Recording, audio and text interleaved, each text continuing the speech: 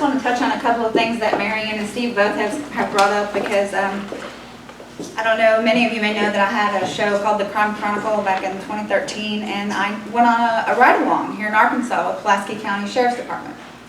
And I was looking to do a story on, drinking and driving, because it was holidays times, and there was holiday parties and stuff like that. And we didn't find anybody. So we're going back to the station.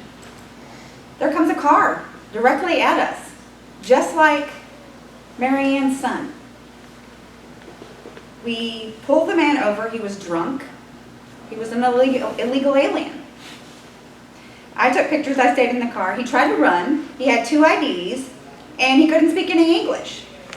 And when I asked the sheriff deputy what would happen to him, he said, well, we'll just hold him, but ICE isn't going to come get him. We'll just hold him for a couple of days. Now, correct me if I'm wrong, but whenever you get a DUI, don't you have to post bail? But these guys get let go. Oh, yeah. I just have to pass this picture around to y'all, because I was going through some pictures the other day after after you guys asked me to help you with this, and I was like, it just gave me chills, because I could be dead right now. That man could have killed us. I mean, it was dark. We couldn't, my children could have been sitting in the same place that MaryAnn and Steve are sitting right now, and that is in Arkansas. That is not on the southern border. That is here in our state right now.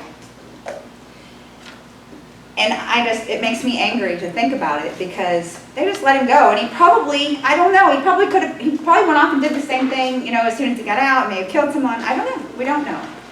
But another thing I want to touch on is the remittance fees. Here's the picture. I talk about this all the time, because when I was in college, I did a paper on illegal immigrants who come over here and they work and they get paid cash and they send money over to their spouse or whatever that's at home, because they want to build their dream house, like you were saying. And I worked in restaurants, and I know this, because one day you walk in and the guy's there and you're like, oh, where did Raul go? And they're like, oh, he got enough money, he went back home. It's like, they don't want to be here, first of all. They come here to take our money.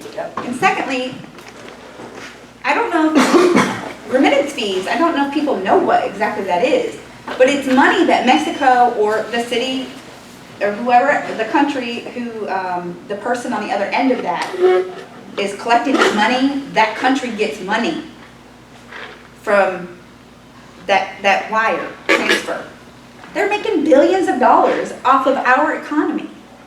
Not to mention they're sending money in their economy. In their economy. So we're putting money into the Mexican economy, or wherever. I just use that because that's so prevalent right now.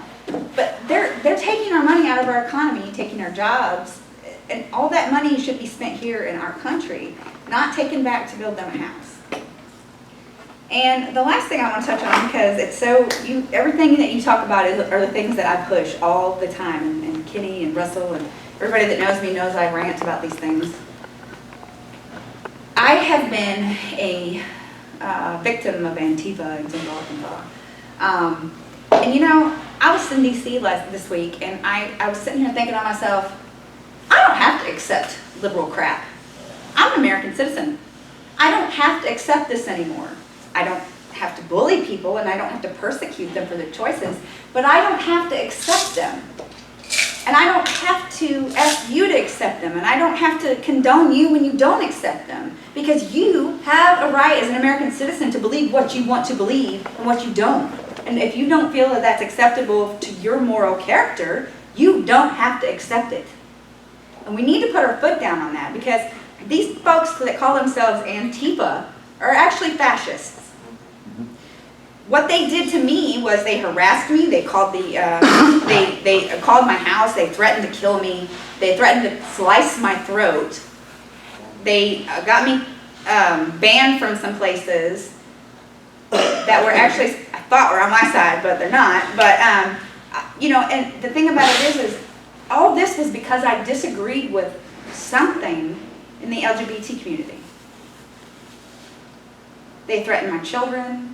I mean, it was just insane. Now, tell me, if that's not fascist, I don't know what is. But you call yourself Antifa. But yet you're threatening to take my life from me, for my opinion. We got to put a stop to that completely. And whenever you stand up and you sit there and say something about illegal aliens, because they are illegal aliens, they're not foreign nationals, they're illegal aliens. And they'll be like, oh, this is scary. That sounds so scary. It is scary. That's what they are. It is scary.